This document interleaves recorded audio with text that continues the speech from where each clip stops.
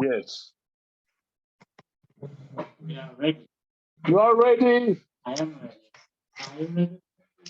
Yeah. Alors, chapitre Kavdalet, on fait le début.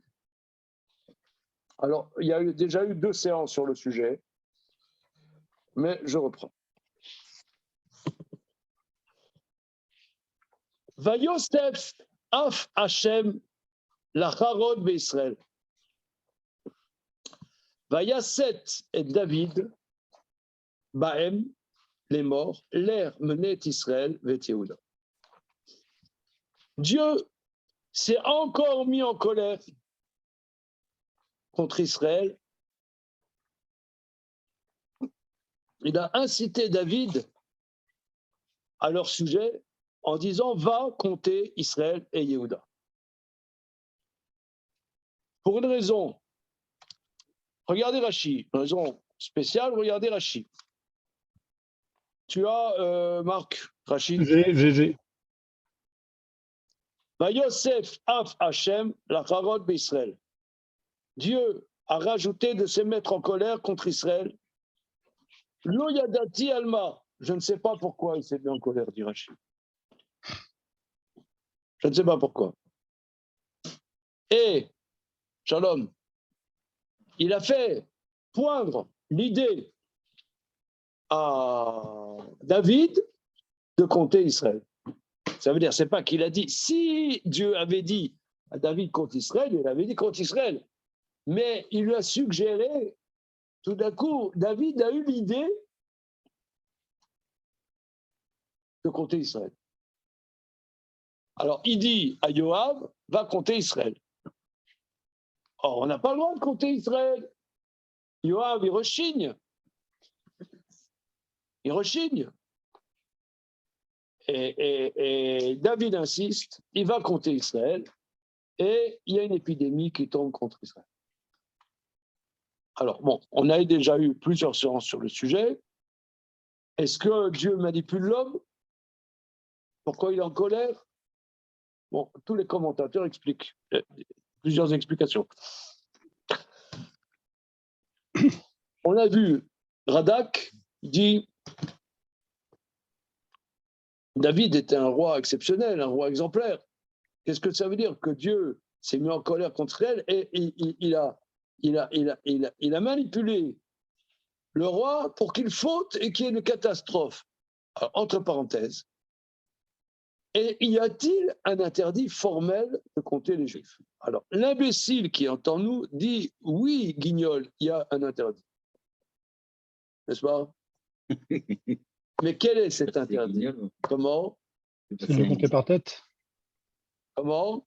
Alors, On a parlé de compter par tête, il faut utiliser des.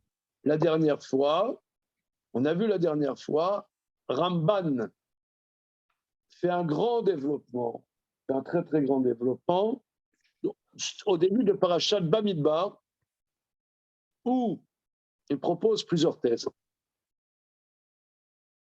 Première thèse, c'est que on voit dans Parashat Kitissa que quand on compte les Juifs, il faut compter par un intermédiaire, un objet intermédiaire. On ne compte pas directement. Il y a tant. Voilà. Mais on compte par un intermédiaire. Alors, est-ce à dire que David n'a pas compté par un intermédiaire? La thèse de Ramban, si, c'est sûr qu'il a compté par un intermédiaire. Mais la première thèse, qui rapporte un midrash qui conforte cette thèse, c'est qu'il faut compter pour une raison précise. Mais là, il voulait compter pour savoir comment il a un grand peuple. Même avec un intermédiaire, c'est interdit. Mais finalement, il ramène la Gemara d'Afsamerbet, non, mais c'est là que David s'est trompé sur des choses que même les enfants d'Israël savent, les enfants du Talmud Torah, qu'on ne compte pas directement les Juifs. Et il a compté directement. Alors, bon, on a vu, il y a 2 semaines, que c'était une punition, parce qu'à un moment, David, il a dit à Shaoul, bon, Shaoul, c'est Dieu qui te manipule de me haïr, mais Ne te laisse pas manipuler par Dieu. Pourquoi tu te laisses manipuler par Dieu qui te force à me haïr? Alors Dieu a dit que tu crois que je force les hommes, eh ben je vais te forcer, moi, à te tromper. Voilà. Alors, il y a beaucoup de commentaires. Est-ce qu'il y a un interdit formel de compter Israël? Est-ce qu'il y a un interdit formel? Alors, regardez, j'ai fait des photocopies du Malbim sur le verset. C'est très très beau ce qu'il dit Malbim. C'est vraiment magnifique, monsieur. Donc il a dit que ce serait des rabananes. Regarde, Peut-être qu'il y a. c'est pas compté dans les 365 interdits de la Torah. C'est un interdit relatif. Regardons le Malbim. Yosef Af Hashem. C'est bon? Oui. Il a rajouté la colère de Dieu. Abi Ramefarshim, Asar, Rabbi Yitzhak Avra Banel, et tir basé à Makom de Varou.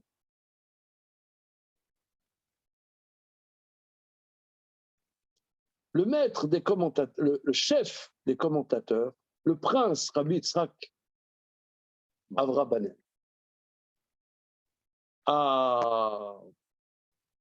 s'est allongé beaucoup sur ce sujet.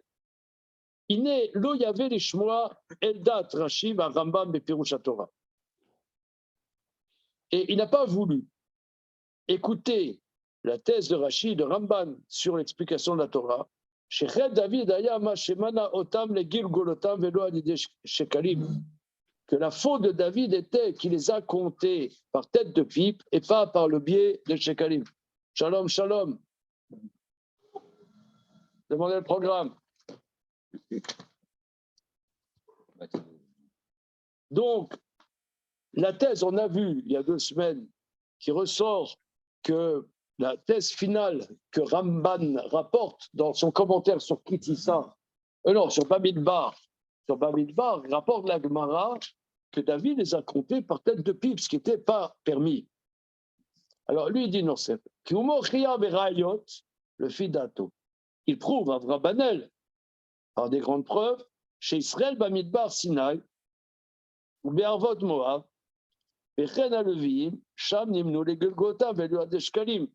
Il rapporte des versets que dans le Avot Moab, c'est-à-dire dans le livre Bamidbar, quand ils ont été comptés, et les Levim ont été comptés par tête de pipe et pas par des intermédiaires.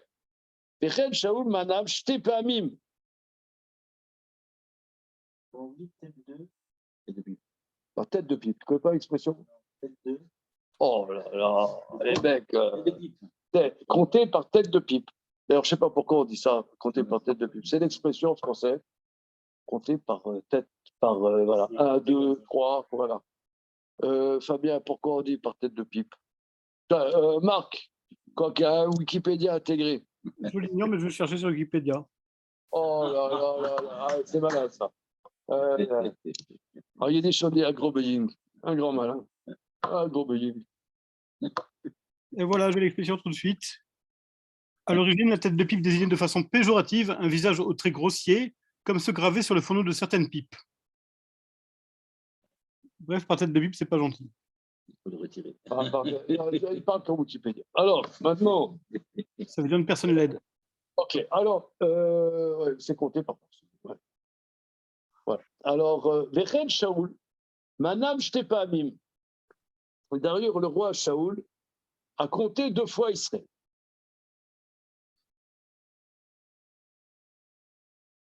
Oledato, d'après la thèse de Rabbi Yitzhak Avra Banel, l'autre Sifta Torah Alze Shelo Lemonam Shelo Alideshkanim. Lui, Avra Banel, et comme Ralbag, ils veulent dire qu'Israël n'a pas, que Akadosh Baruch Hu n'a pas interdit de compter sans un intermédiaire. Ce n'est pas interdit. Mais d'Ato, Kedat Ralbag, la thèse d'Avra Banel, comme l'avis de Rabbi Levi Ben Gershon, Shaya Achetal, Shesam Basar Zro Bebitro Alrov Amo. En vérité, c'est la première thèse de Nachmani, que sa thèse, c'est que sa faute, il s'est appuyé sur Bassar Zro, sur sa puissance, en voulant voir combien son peuple était important. Il voulait savoir, ouais, finalement, mon peuple d'Israël, combien sont-ils? Quelle est cette démographie importante de mon peuple? Quelle grande démographie! Donc ça, c'est sa faute. D'ailleurs, c'est ce que nous, on a vu il y a 2 semaines. C'est la première thèse de Ramban. Même si c'est par un intermédiaire, ce serait interdit. Parce que on ne compte, c'est le Midrash qui rapportait Ramban, que s'il y a une nécessité. Mais lui, il voulait voir, voilà, c'était un roi, finalement, David, splendide, et il voulait voir combien était son peuple. Ça, c'est interdit. C'est pas le style de David, non? Comment? Pas le style de David. Bah, qu'est-ce que tu veux?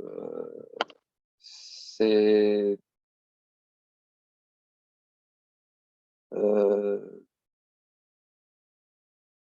Je sais pas, c'est humain. C'est humain. C'est sur. Alors, regardez la suite, c'est très beau. Kodivre, Akedat Yitzhak, Parashat Tissa.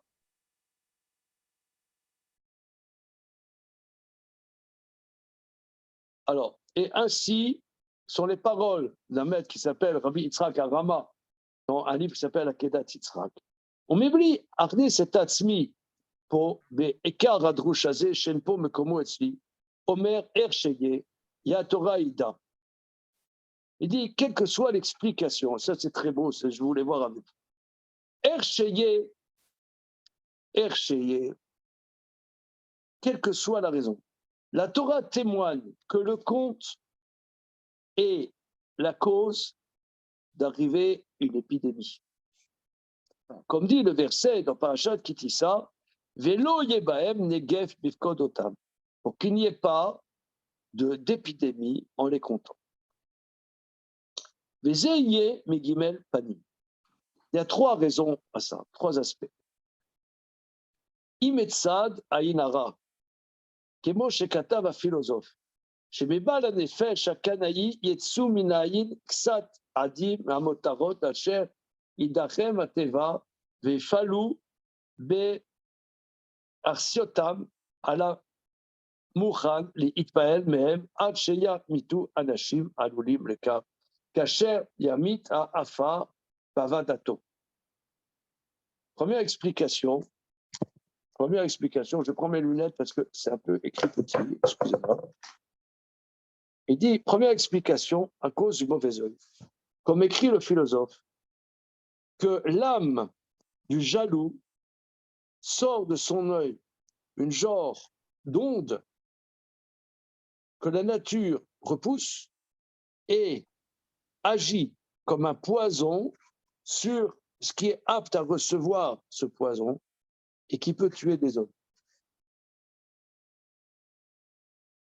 La Inara, comment? Mais tu veux que je te dise, le Ainara, le Ainara, vous croyez c'est seulement les grands-mères turques et les grands-mères polonaises. Mais c'est quelque chose de très très sérieux. Ouais, la famille d'Angleterre. Oh là là là là. Ouais. La Ainara, c'est. Je veux dire, moi j'ai vécu ça. Les vacances dernières, pas ces vacances cette année, il y a 1 an, je mettais des photos sur Facebook. J'aime bien Facebook. Des photos de quoi? De l'Aïkiva? Non, de ma famille. J'ai des familles, non? Des familles. Non, tu connais pas la famille, la femme, les enfants, tu connais pas ça? Moi, je trouvais ça sympa, Facebook. Sympa, tu mets tes souvenirs, tu t'envoies à tes copains, machin. Et sincèrement, j'envoie des très belles photos de certains de mes enfants en vacances et j'ai eu une catastrophe. J'ai arrêté Facebook. J'ai eu une catastrophe.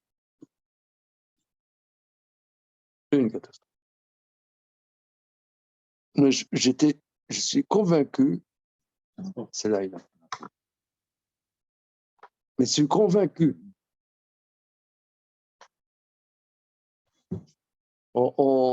Ça veut dire, nos grands-mères, toute leur vie, c'était l'Aïnara. Je vous l'ai déjà dit. Vous parlez yiddish, j'ai dit, tu parles yiddish, évidemment. Un petit peu.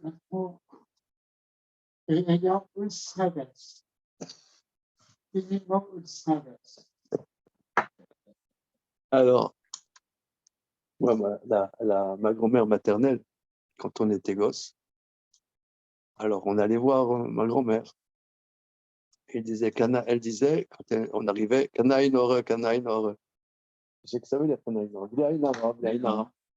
Moi, je croyais que ça voulait dire bonjour. Et c'était pas bonjour. Elle disait Kanaïnore, Kanaïnore, Kanaïnore. C'est vrai, ces petits-enfants. Et les petits-enfants, Kanaïnore, Kanaïnore. C'était impressionnant. Pareil chez nous. C'est pareil, hein. C'est Ma impressionnant. grand-mère, c'était ça. C'était... Tout de suite, c'était ça. On avait même Ça te retire. un grand-parent. Et même les grand-mères juives polonaises, elles crachaient. Eh ben, Ouais, c'est c'est ce que j'allais vous dire. Elles crachaient. Ma grande-tante. Mais là, s'il y a une femme qui le retire, je sais pas. Oui, Mais c'est ma grand-mère. mais pourquoi il y a deux plans pareils aujourd'hui? Comment? Parce qu'on est idiots. Non. On croit que c'était ça qui était idiot. Mais c'est plein de sagesse. Moi, ce qui m'a fait ma tante, ma grande-tante, c'est le frère de ma grand-mère. On était allé la visiter en Tunisie, très âgée, avec des 50 boucles d'oreilles, des oreilles qui longues jusque-là, tellement c'est 15 jours. Et bon, quand moi je suis rendu, j'étais tout gosse. Maman, elle me dit, allez, voilà, on va voir Tati, je sais pas qui, là. J'ai oublié son nom. Et je la vois, j'étais impressionné. C'était une grande femme avec plein de bijoux et partout. Très maquillée, mais fort, très. Bon, dès qu'elle m'a vu, elle a pris ses doigts, elle m'a sucé, et elle m'a mouillé le lobe de l'oreille. Je ne sais pas bien du tout. Ma mère a fait, c'est rien, mais c'est rien. Et c'est contre Rina. C'est un peu comme ça, quand ils crachent, mais c'est pareil. Les grand-mères juives polonaises, les grand-mères tunisiennes, c'est les mêmes. Ouais, C'est les C'est mêmes. marrant. C'est les mêmes âges. Et c'est impressionnant. c'est marqué. C'est impressionnant, c'est les mêmes. On croit, ouais, les Ashkenazim. Vous ne connaissez pas les Ashkenazim? Non. D'ailleurs, moi, je trouverais moyen pour me faire des marabouts. C'est Ashkenazim parce qu'ils ne connaissent pas les Ashkenazim, c'est tout. Ils ne connaissent pas. Et oui, les Ashkenazim, ils sont froids, ils sont gentils. Tous les Ashkenazim ne sont pas lituaniens. Comment? Les Ashkenazim ne sont pas lituaniens. Ils ne sont pas? Lituanien. Tous ne sont pas lituaniens, seulement les meilleurs. Tant qu'ils ne sont pas lituaniens, c'est ça. En tout cas, quoi qu'il en soit, moi, j'ai vécu ça. J'ai arrêté Facebook. Vous aurez dit, mais un rap, qu'est-ce qui met des photos sur Facebook, etc. Mais comment dire, j'étais par innocence, quoi. Je mettais des photos de mes enfants, j'étais content. Il y a eu un énorme problème, un énorme. Et je suis convaincu, mais convaincu, c'était mais convaincu. Il dit que c'est physique, là, presque. Oui, c'est physique. C'est un impact. Il y a le Maharal les développe parce que l'œil, c'est très, très spirituel. Il y a dans l'œil une action spirituelle. Parce que tous les autres sens, c'est par le contact, c'est par le toucher, par le goût. Mais là. Par l'odorat et l'audition, quand même. Comment? Par l'odorat et l'audition, quand même. Oui, alors, ça c'est vrai. Mais l'œil, tu peux voir loin. C'est aucun contact. Donc, c'est une force très, très, très puissante. Comme ça, il explique le Maharal. Quand tu dévoiles le nombre, tu mets l'Aïna. Tu mets l'Aïna. Ça, c'est la première explication. Maintenant, toi, tu dis, pourquoi on ne fait plus attention à ça? Parce qu'on est, ma réponse, parce qu'on est idiot. Des crétins occidentaux. Comment? Parce que nous sommes des crétins occidentaux. Voilà, on est déphasé. Et comme disait mon pote Vous Max Weber, voyez, par exemple, c'est banal ce que je vais dire, mais la famille de la reine d'Angleterre, ils ont exposé toute leur famille, c'est explosé. c'est sûr, oui. Tu médiatises, tu t'exploses. Ouais. C'est un peu, comment dire, c'est complètement une corrélation, c'est quasiment c'est obligatoire. C'est obligatoire. C'est quasiment obligatoire. C'est-à-dire que quand on médiatise tout de suite, faire agir la jalousie, etc., c'est fini, quoi. Tous les Trump et tous ceux qui. Bon, ça, c'est première chose. On continue. On est dans Abrabanel, monsieur. Pas Abrabanel, on est dans le Malbim.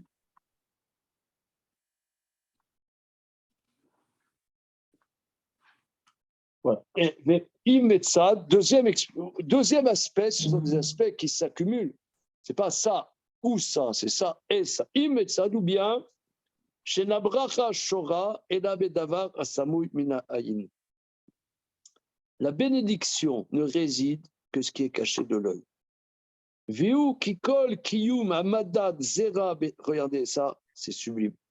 Viu Kikol Kiyum Vamadad Zera Bet Yaakov. Vofratam varbotam uneged amaracha she'ei mitnagedet el ha'am hazeh shotziam Hashem vipalam memamshelet orat hakochavim hamazalot el hashgacha haelokit. Que toute la bénédiction ne réside.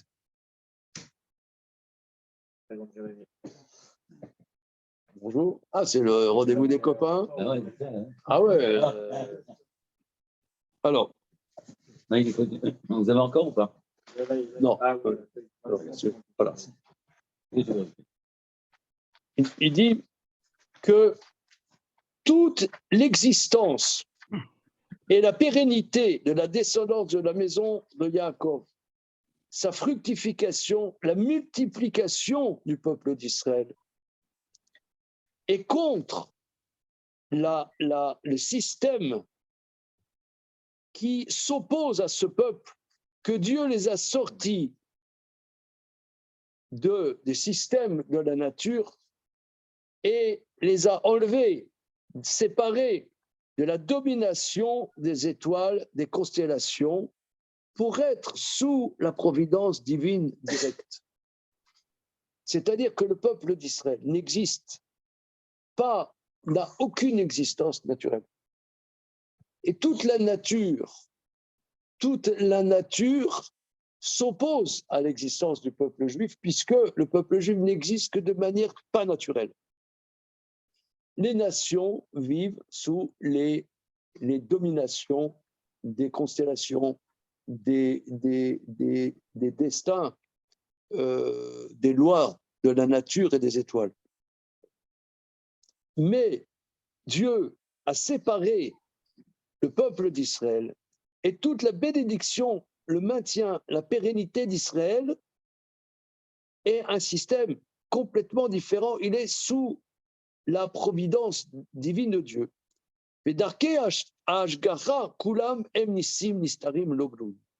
Comment Dieu porte son intérêt à ses créatures? Ce sont des miracles discrets qui ne sont pas dévoilés. C'est ce qu'on dit dans la prière le matin, Vanisecha, pas le matin, l'après-midi, le soir. Vanisecha chez Bechol, les miracles qui sont chaque jour avec nous. En vérité, on n'existe que par des miracles.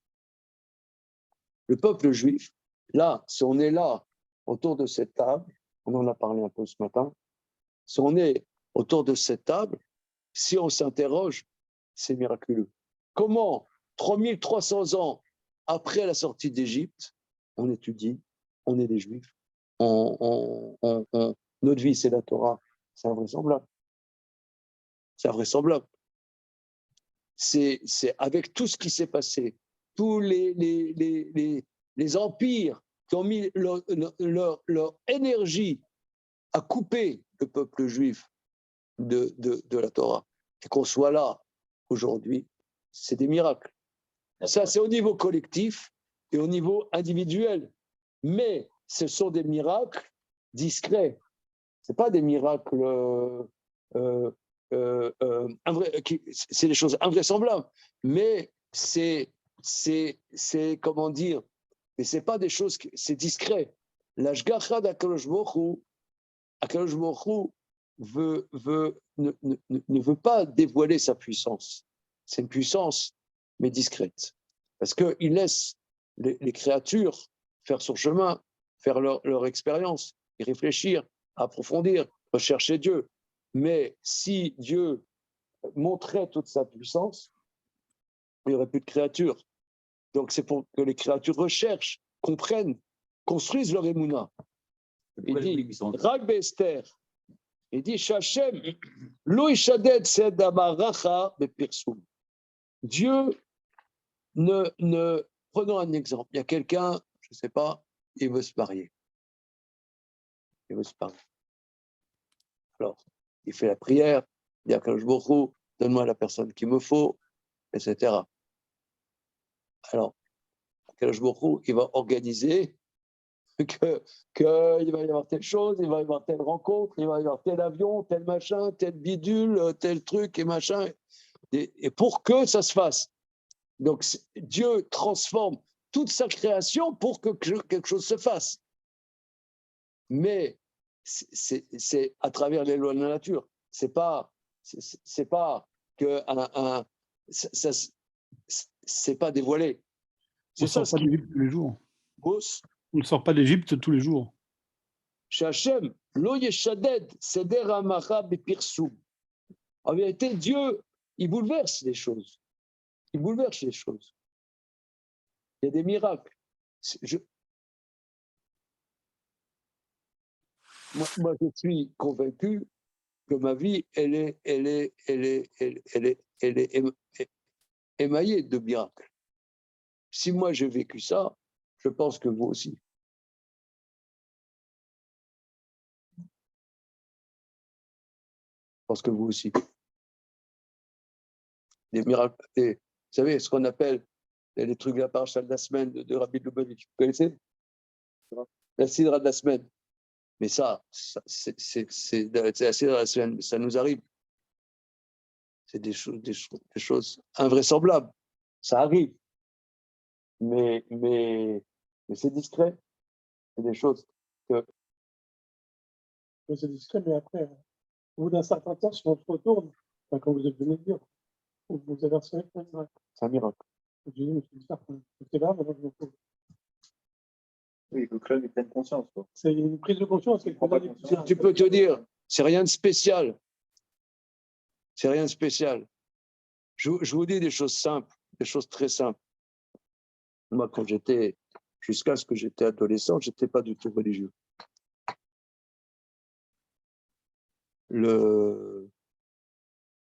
Moi, il m'est arrivé à l'époque des choses que, vraiment, la sidra de la semaine, tu vois, des trucs de dingue.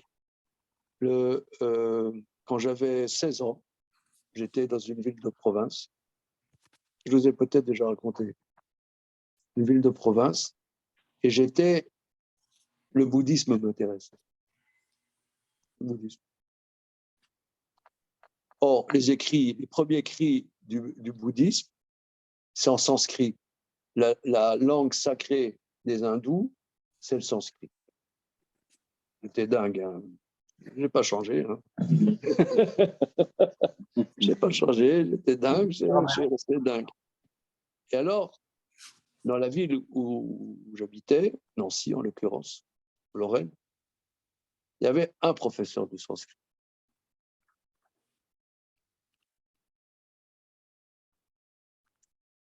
Je suis allé, un Français, ce n'était pas un hindou, un Français, qui connaissait le sanskrit et qui donnait des cours de sanskrit. Je suis allé le voir. J'avais 16 ans. Il m'a dit, mais je ne comprends pas. Tu es juif. Pourquoi tu vas chercher du sanskrit? Il avait dans sa bibliothèque, c'est un homme très très cultivé, et 5 livres comme ça, Rashi traduit. Il m'a sorti de sa bibliothèque, il dit, tu es juif, c'est ça qu'il faut que tu aies tout le temps. Je sais pas. Exemple avec, ça s'appelle Taïla Badan, c'est comment il s'appelle? Après, il y a une dizaine d'années, un peu plus, je l'ai revu et je l'ai remercié, ce goy. Un truc incroyable. Et c'est son boulot. Il est payé pour ça. Le mec, d'abord, comment il savait que j'étais juif? Vous l'avez pas dit. Pas du tout. Et c'est Monsieur Le Goy qui a fait ta vie, en fait. Je vous dis encore un autre truc.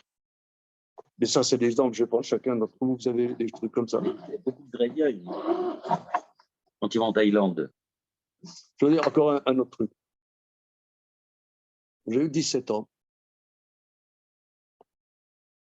J'étais bien fait du ciboulot. J'ai écrit un livre de poèmes. Je me souviens, c'était mon anniversaire de 17 ans. Et à Paris, moi j'habitais Nancy, je suis allé à Paris, et il y a une maison d'édition qui s'appelle Édition Saint-Germain-des-Prés, dont la spécialité, c'est les livres de poèmes. J'ai laissé mon manuscrit à un poète qui s'appelait Jean-Marie Cuny, un gros star. Voilà. Okay. À l'époque, j'allais relativement souvent à Paris, pour des raisons lambda. Un mois après, je suis allé le voir. Voir s'il avait regardé, ça l'intéresse, s'il pouvait publier ça. Le mec, le goy, écoutez ça, le goy, il m'a dit, regarde, toi, tu es un petit jeune de province. Tu viens ici. Ici, c'est un milieu pourri. Ici, ce milieu-là, c'est un milieu pourri. Je ne veux pas que tu mettes les pieds ici. Reprends ta monsieur, il faut qu'on dégage. Ici, c'est Paris. Ici, c'est Paris. Je ne veux pas te voir ici, dégage. Ouais, C'est pas logique. ouais.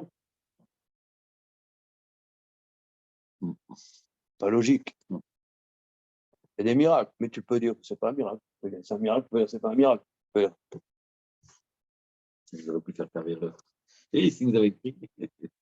C'est impressionnant. Hein. Mais on dirait que c'est un truc que tu sais, que c'est écrit dans un bouquin. Hein. Mais ça, je pense que c'est des miracles. Je ne sais pas comment ça se fait, ces trucs-là. Mais ces miracles, comment dire, c'est tout le peuple juif, qui est comme ça. Le peuple juif. Si nous on est là, c'est parce que c'est ce qu'on dit. C'est des miracles mais ces miracles, ils sont discrets. C'est pas les trucs Disneyland avec des trucs machin. Mais c'est des miracles. Alors il dit, étant donné qu'Hachem lo yishaded, seder hamarchet bepirsum, donc Dieu, il bouleverse l'ordre des choses, mais pas de manière publicitaire, Rag Bester de manière discrète. La reine, Kol Od, chez Enam Nimnim, tant que avait été la fructification du peuple juif. La démographie du peuple est une démographie incroyable. Vous allez, par exemple, en Israël. C'est un pays complètement dingue. Quand nous, on était gosses, moi, je suis la première fois que je suis en Israël, j'avais 16 ans. Mais c'était un tas de cailloux. C'était des dunes et des cailloux. Et des maisons mal foutues. Tu vas là-bas maintenant. Comment ce tas de cailloux, c'est devenu ce truc incroyable. Un des pays les plus dynamiques du monde. Donc, c'est pas normal. C'est invraisemblable. Même tu vas, par exemple, des fois, moi, j'ai un fils à Bnebrak. Il va à Bnebrak, il a sorti des classes. Il est dingue. Moi, je reste là. Je reste là. la sortie des écoles à Bnei Brak, spectacle. Je pleure même, d'émotion. Comment c'est possible? Comment c'est possible? Après tout ce qu'on a vécu.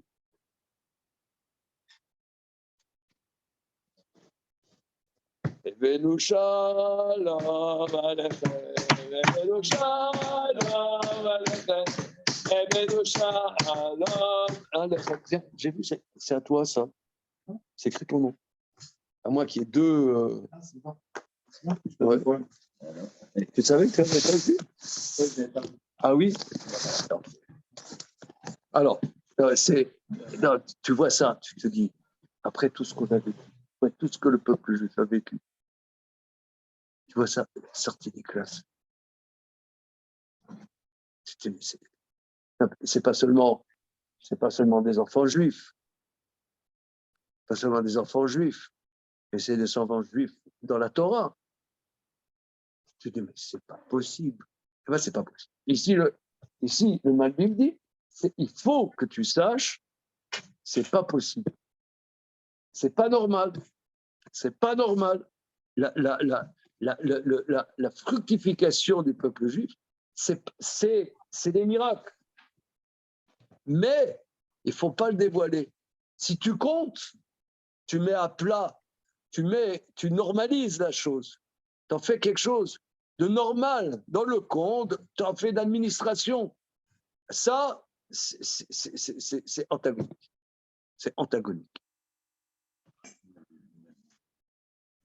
Voilà.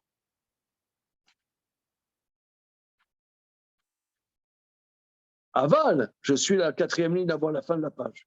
Aval, Kesheimnu, Veyodea Mispa, quand il les compte et connaît leur nombre, chez Asbechar les galotes Anes l'enkol, tu dévoiles le miracle aux yeux et au su de tous, Zot lo yase. Il ne faut pas faire ça. Il ne faut pas faire ça. Voilà. Véod, 3e raison pour laquelle il ne faut pas faire le compte, qui kol od sha'a mitardim vem kulam keshechad, zechut arabim gadol meod. Que quand ils sont tous unis comme un seul homme, le mérite de la communauté est énorme. Aval keshemonimotam sheaz itrachev ish ish levado, si tu les comptes, chacun donc a une individualité. Ichupa savonotam vaaz yebaim nekef. Alors, chaque homme devient autonome. Alors là, Akadosh Baruch Hu, il scrute les fautes de chacun et c'est la catastrophe. C'est ce qu'on dit que comment? Rosh Hashanah. Alors, Rosh Hashanah, le premier jour de Rosh Hashanah. Que quoi? Quand on est des marrons, on passe les uns après les autres, tout seul devant un jour. Donc on est scruté. On est scruté et c'est terrible. Et c'est terrible. Bata, Gam, Imnomar, voilà, ok. Sur le deuxième argument, Comment? quand même. Alors excuse-moi. Donc, si on les compte, s'il y a une nécessité de mitzvah, par exemple, comme on voit après la catastrophe de Baal-Peor, où Akadosh Baruch Hu, il veut les compter pour exprimer son amour, ouais, pour savoir que, où sont mes chéris. Bon, alors là, ça c'est cachère. Mais comme ça, les compter de manière normale pour voir combien ils sont, ça c'est une catastrophe. Voilà, ça c'est la thèse de Malbim. Alors regardez, on va reprendre les versets. Juste, il parle de dévoiler des miracles à un moment donné, c'est un problème. C'est-à-dire que les miracles, les mettre au su et au vu de tous, c'est contraire à la dimension du miracle. Pourtant, Il y a la même date. de transmettre le miracle. Oui, La grandeur. oui, mais de manière discrète, pas de manière publicitaire. Voilà. Et pourtant, tous les ans, à la même date vers le 25 qui se lève, on a l'obligation de publier le miracle.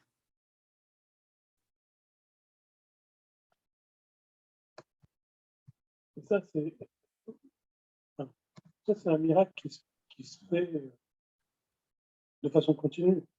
Pas un miracle ponctuel en one shot. Quoi. Ouais. c'est de façon continue, c'est tout. C'est le quotidien du peuple. Quotidien, mais même c'est tout. Enfin, pour moi, il y a des naissances tout le temps, il y a des trucs tout le temps, il y a tout le temps. Mais dedans, on ne voit pas comment ça évolue, parce qu'en fait, mais en fait, ça évolue plus qu'on le pense. Et c'est à la seconde, c'est toutes les secondes, c'est tous les jours. Hanouka, c'est voilà, un coup, quoi. Pour rire, c'est un coup. Oui, comme d'ailleurs, tout le Seder, c'est raconter les miracles. Mais c'est. Ok. Oui, mais raconter, ça Alors, a l'air regardez, on va continuer les psukim, on reprend les psukim. Tout le monde.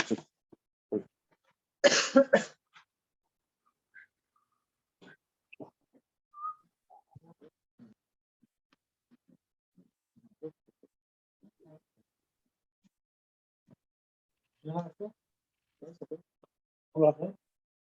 Oui, c'est.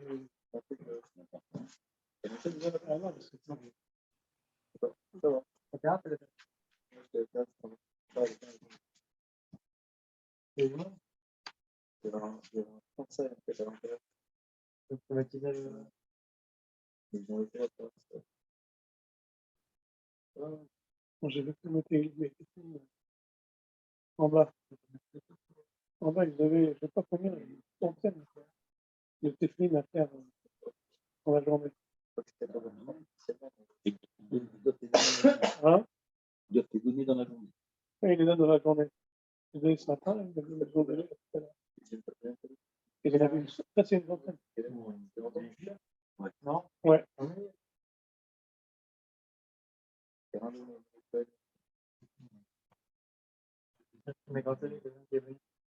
Tu cherches à vérifier? Non. T'as pas l'habitude. C'est bien de faire du temps en temps. Je crois que c'est 2 fois tous les 7 ans.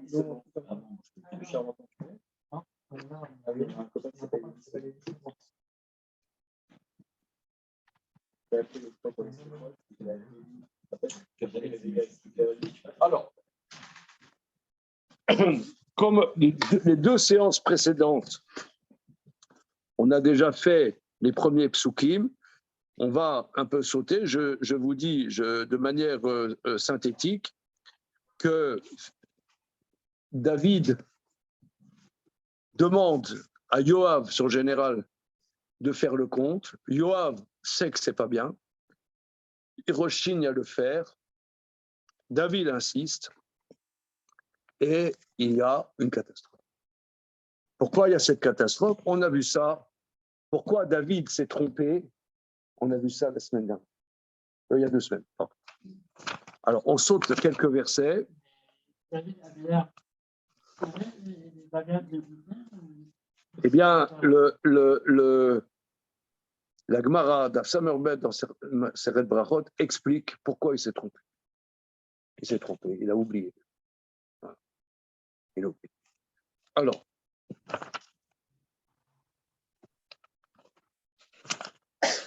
verset tête.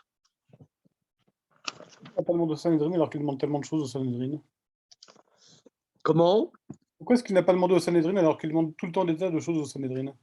Bon, regarde, tout ça, on l'a déjà vu, mais je suis désolé, je ne veux pas. Voilà. Verset tête. Vaïten Yoav et mispar mifkad ha'am el ameler. Yoav a donné le compte du nombre du peuple au roi. Alors, Nachmanide relève que mispar mifkad ha'am, que Yoav, il a fait le compte avec un intermédiaire. C'est ça l'instant. Mispar mifkad ha'am. Vacueille Israël, Shmone Meot Elef Ish, Chayid Sholef Cherem, 800 000 hommes d'armée qui dégainent des épées, Veish Yehuda Chamesh Meot Elef Ish, et les gens de Judée, 500 000 hommes. Alors, on a relevé aussi que toujours la tribu de Yehuda n'est pas assimilée au reste du peuple. Là, on voit toujours, c'est-à-dire, il y a un seul peuple, le peuple juif, mais il y a des distinctions à l'intérieur. Il y a des distinctions. Vayar lev David oto acharechen, safar et ha'am. Vayomer David el Hashem, chatati meod asher asiti. Vata Hashem, averna et avon avdecha, kiniskalti meod. Et David a eu un scrupule, son cœur a fait un coup à l'intérieur de lui. Après avoir compté le peuple, il a dit à Hachem, j'ai fauté terriblement que j'ai fait ça. Il s'est rendu compte, oh, qu'est-ce que j'ai fait? Qu'est-ce que j'ai fait? Je me suis trompé. Enlève la faute de ton serviteur. Je me suis énormément trompé. Comme David Baboker, David s'est levé le matin. Udvar Hashem Aya El Gad Anavi, José David est mort. La parole de Dieu était à Gad, le prophète, le visionnaire de David. Qu'est-ce que José David? Qu'est-ce que ça veut dire le visionnaire de David? C'est-à-dire que les rois, il y avait des prophètes attitrés qui, le mot Navi, Rashi explique dans Parashat Shemot, le Navi, c'est celui qui parle. Des gens qui ont la force de dire au roi ces 4 vérités. Comme on l'a vu plus haut, quand le prophète Nathan a fait des remontrances à David avec l'histoire de Bathsheba, il fallait avoir une force intérieure colossale pour dire au roi ces 4 vérités. Qu'en général, par exemple, moi j'ai des choses à dire à Poutine. Demain matin, j'ai rendez-vous avec lui, je vais lui dire ces 4 vérités. Qu'est-ce que vous en pensez? Comment? Tu viens avec moi? On le détruit. On va en faire une bouchée. Tu aimes le polonium dans ton thé? Comment? Tu viens, Marc? Tu aimes le polonium dans ton thé?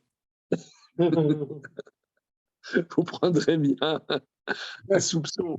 On prendrait bien un peu de polonium. Un nuage. Non, ça veut dire que un despote, tu peux pas lui parler. Même le roi Shaoul, qui était un sadique, il est devenu paranoïaque. Le pouvoir, ça rend paranoïaque.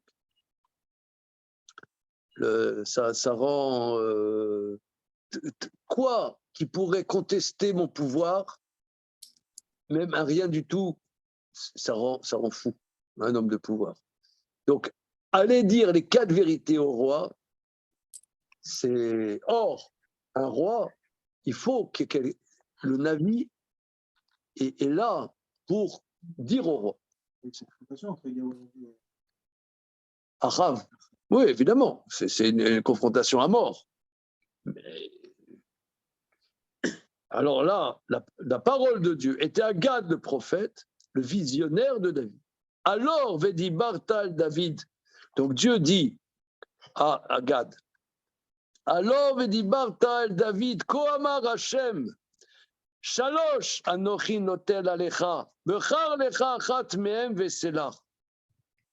Va dire à David, ainsi a dit Dieu, 3 punitions je te propose, choisis laquelle, je te la fais. Ben, la plus simple. Vous avez un espace blanc après Vaïgam David Baboker? Ouais, absolument. C'est le même verset avec un blanc au milieu. Alors, les Chachamim m'expliquent que c'est un onesh à David parce que quand il a un moment, il a parlé au sujet de Shaoul, il lui arrivera ça, ou bien ça, ou bien ça. Et là, il a parlé de manière désobligeante à Shaoul, il lui arrivera soit ça, soit ça, soit ça. Parce que Yoav lui a dit, regarde, on peut tuer Shaoul maintenant. Il a dit non, moi je ne le tue pas. Dieu lui fera soit ça, soit ça, soit ça. Et là, il a parlé, même s'il a été très sadique, en disant, je ne tue pas Shaoul, mais quelque part, il a malgré tout parlé de manière désobligeante. Et là, Dieu lui dit, voilà, choisis. À Shaoul ou entre guillemets à Tel? quelque part, il a pris la place d'Hachem. Très bien. Il a coincé Hachem. Soit Dieu vers ça. Il lui dit maintenant, tu vas choisir. Vayavo Gad el David, Vaya Gello, Vaya Marlo. Atavo lecha sheva shanim rav be'artsecha, im shlosha chodashim nuscha lifnei tzarecha, urodfecha, vimeyot shloshet yamim dever be'artsecha, ata da ore ma'ashiv sholchi davar. Donc il est arrivé, il a dit, est-ce que viendra cette année de famine dans ta terre, ou bien 3 mois, tu fuiras devant tes ennemis, ils te poursuivront, ou bien 3 jours de peste dans ta terre. Sache, regarde, qu'est-ce que je peux dire à celui qui m'envoie. Qu'est-ce que... Ouais, c'est le menu. Le menu, service compris.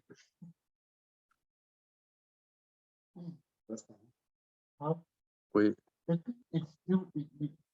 Pourquoi vous dites Hachem, c'est pas Ado, M-A-I. Pourquoi vous dites Hachem et pas Ado? Je sais pas, mes maîtres ont toujours dit Hachem et pas Ado, comme tu dis. Donc je fais comme mes maîtres m'ont appris. Alors, Vayomer David El Gad. Alors ça, c'est ce qu'on dit quand on fait le Tachanoun. Vayomer David El Gad, Sarli Meod, ni plana beyad Hashem, ki rabim chachamav ou beyad Adam lo epola. David dit à Gad, Sarli Meod, c'est-à-dire, il y a soit 7 ans de famine, soit 3 mois, soit 3 jours. Alors, il a dit,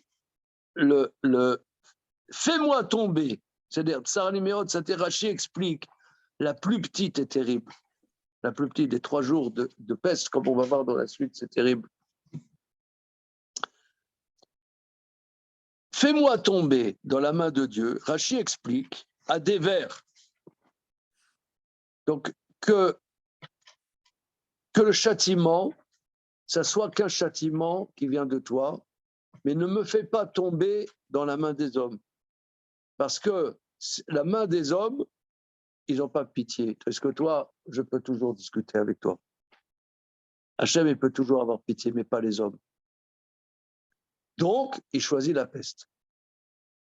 Mais vous allez me dire que non. Il y a la famine. La famine, c'est dans la main d'Hachem. Qu'il y ait des calamités du climat et qu'il n'y a rien à manger, soit des pluies qui pourrissent complètement toutes les récoltes, soit une sécheresse terrible, ça c'est dans la main de Dieu. Alors en quoi la seule chose dans la main de Dieu, c'est la peste, monsieur? C'est court aussi, c'est tout 3 jours. Bon. Parce que la famine, elle est gérable par l'homme. Alors, ou alors, donc ça dépend aussi de l'homme. Ouais, c'est ce que Rashi va expliquer. Les Chachamim m'expliquent que quand il y a la famine, il y en a qui font de la spéculation. Et ils n'ont aucune pitié.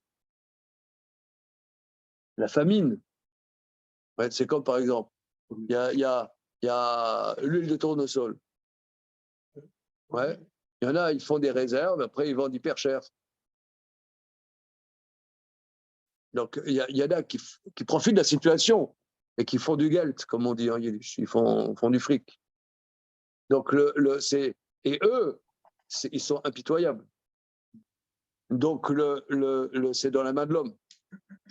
Donc la seule chose qui est dans la main de Dieu, c'est la peste. Comme ça, regardez Rashi. Niplana biyad Hashem adever, velo acherev ara. Chez Gam, parce que la famine, chez Gam ou Massour la Shirim, otsre perot. Parce que la famine est livrée dans la main des riches qui spéculent les fruits. Extraordinaire. Hein? C'est éternel. Éternel, cette histoire. Hein. Il y en a quand il y a des calamités, ils profitent de la situation. Et ils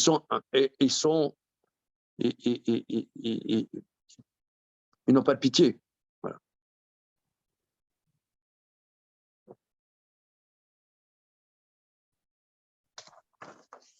Regardons la suite de Rashi. Amar Rabbi Alexandrie.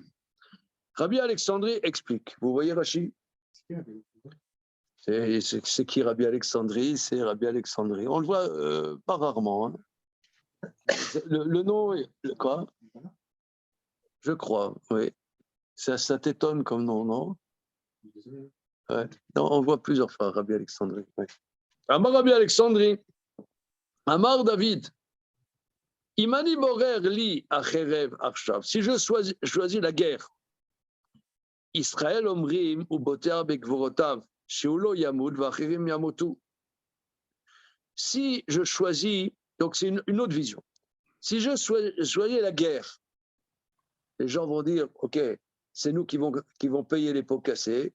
Lui, il va aller dans son bunker, il va manger son foie gras tranquille, ouais, avec les danseuses du palais, et tout va bien. Et c'est nous, on va aller au casse-pipe. Et c'est laquelle solution? Ça, c'est la deuxième. Voilà, c'est ça. Mais il a dit, pendant 3 mois, tu fuiras tes ennemis. Donc, il n'a pas dit qu'il sera en sécurité. C'est vrai. Non, mais les gens vont dire, lui, il pense que c'est sûr, sa force, lui, il ne va pas mourir, c'est les autres qui vont. Si je choisis la famine, ils diront, Botéarbe Oshro, lui dit à la famine, bon, il a fait ses réserves aussi dans son bunker. Et c'est nous, le peuple, qui allons casquer. Et varer lidavar shakol shavimbo.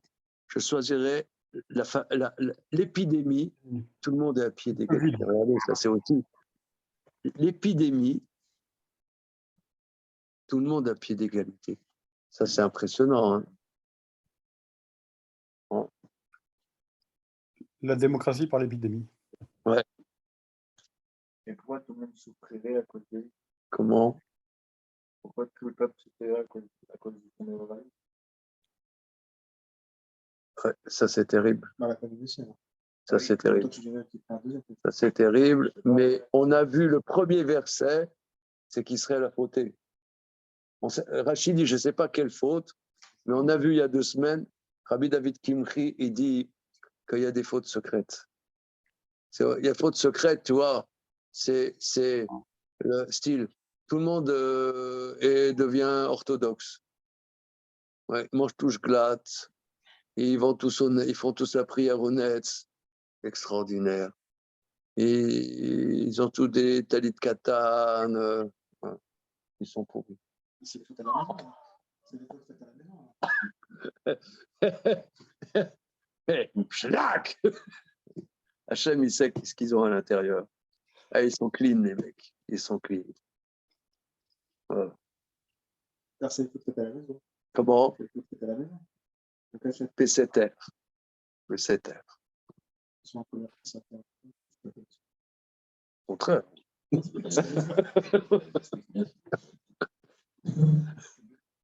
Alors, continuons. Verset Tetvav. Vaïten Hashem dever be'Israël ma boker vat et moed vayamot mina'am midan vat bersheva shivim elef ish.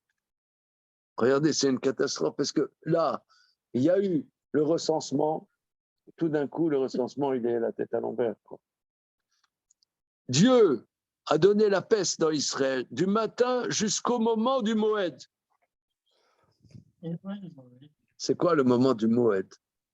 Regardons Rachid. Comment? Oui, mais tu ne sais pas, moi je sais, on est 2 à ne pas savoir. Alors.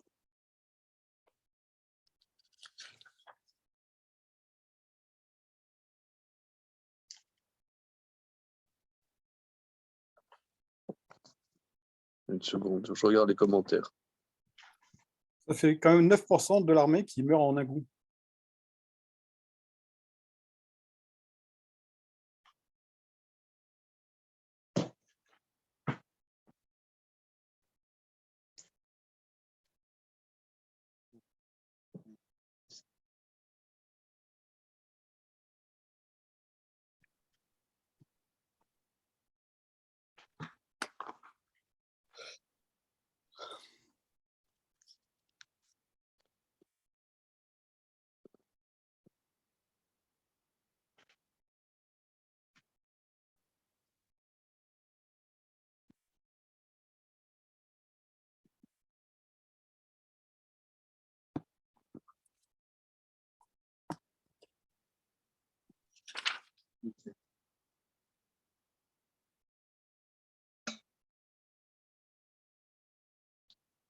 assainissement.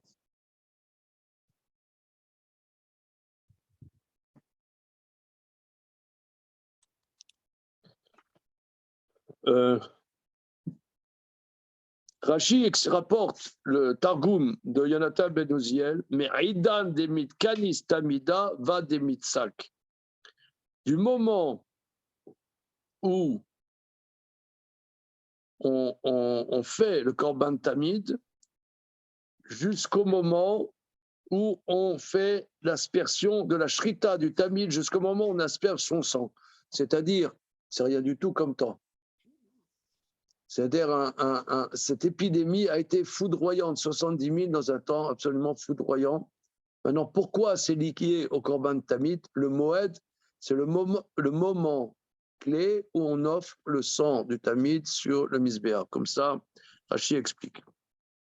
Dans ces quelques minutes, il y a 1,3% de l'armée qui a disparu. Voilà.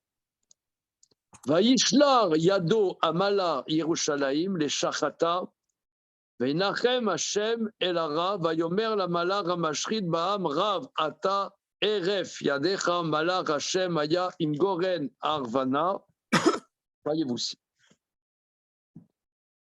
Il a tendu sa main, l'ange, sur Jérusalem pour le détruire, pour détruire Jérusalem, et Dieu revient de sa décision. Il dit à l'ange qui détruit dans le peuple, arrête, retire ta main. Et l'ange de Dieu se trouvait juste sur la gorène, sur la grange de Arvana, le Jébuséen. Alors c'est quoi cette grange de Arvana?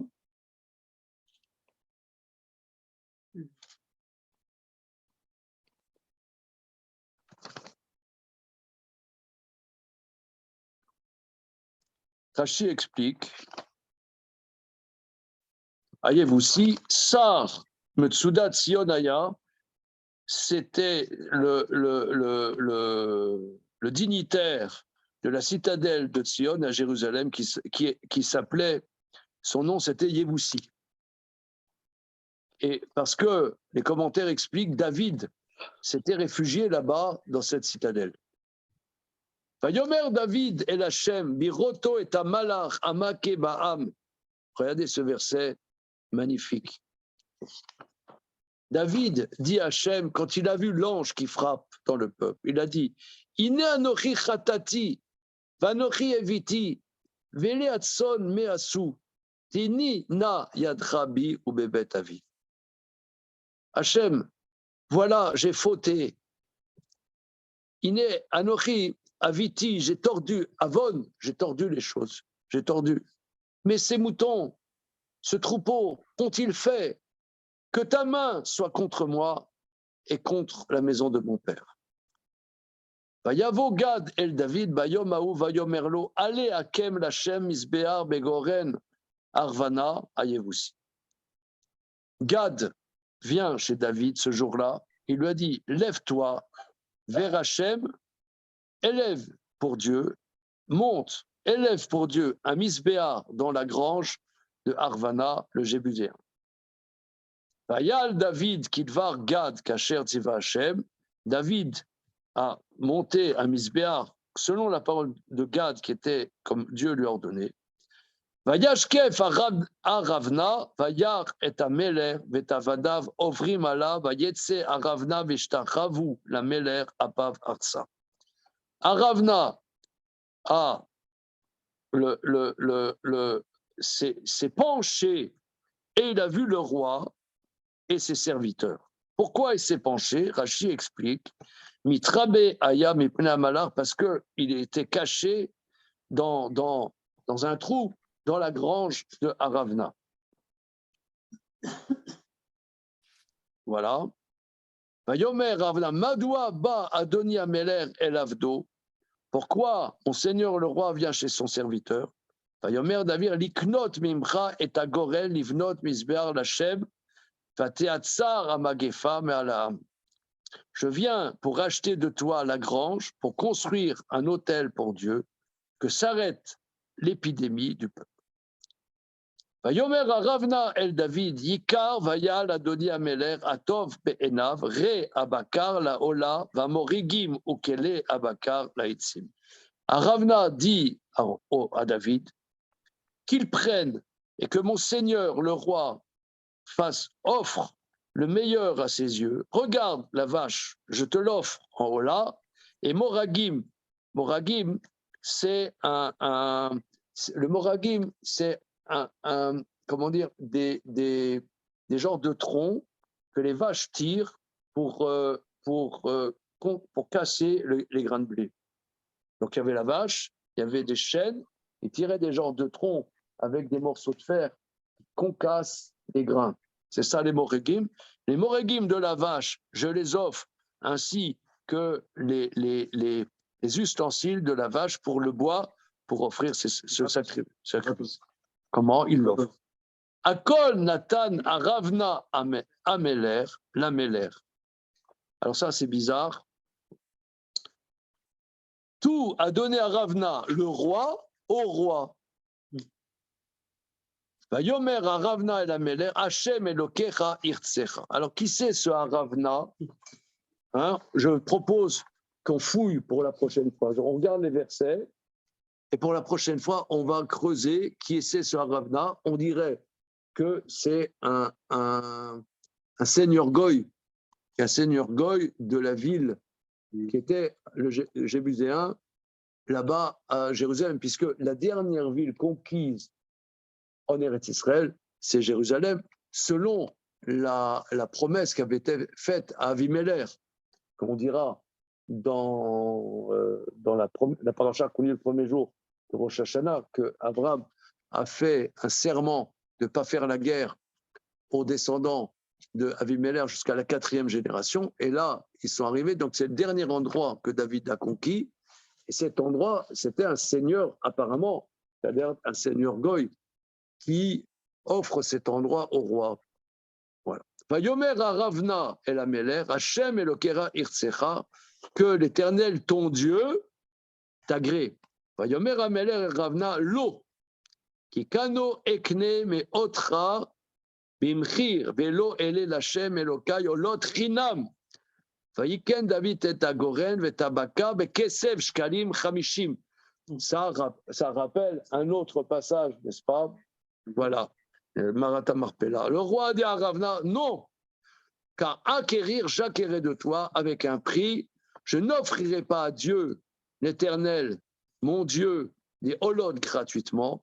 Et David a acquis la grange, la vache, avec de l'argent, les shkalim, 50. Vaïven Sham David Misbear Lachem.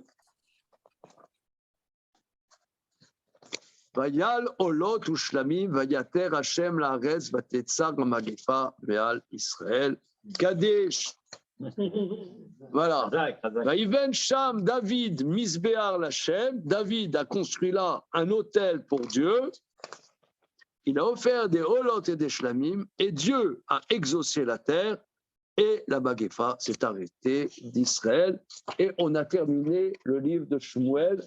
Alors je vous suggère que dans 2 semaines, la veille de Rosh Hashanah, on se fait un sioum. Si, la veille. Dimanche soir. Dimanche soir, c'est Rosh Hashanah, non? C'est dimanche soir ou lundi soir? Dimanche soir. Dimanche soir. Ah, c'est pas possible, c'est dimanche soir. Non, c'est pas grave, on fait un Rosh Hashanah. On fait un sioum la semaine prochaine. On fait un sioum la semaine prochaine. On s'organise un sioum. Ouais, Elie, une petite bourra fraîche.